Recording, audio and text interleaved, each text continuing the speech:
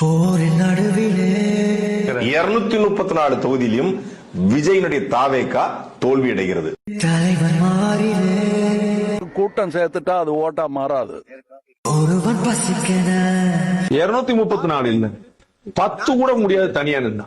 வேட்டை துவங்குது உங்களுடைய அடுத்த படத்திற்காக காத்துக்கிட்டு இருக்கிறேங்க விஜய். நரிகள் கூட்டமோ அரசியல் அப்படியே முதல்வராயிட்டு வழியில் கிடக்குது.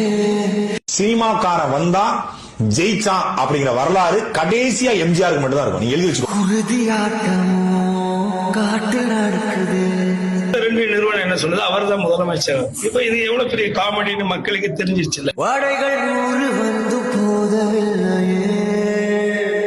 உன் பேரையே முழுசா உன்னால சொல்ல முடியாது. சொன்னா பாதி பேர் ஓட்டு போட மாட்டான். சி ஜோசப் விஜய் எனும் நான்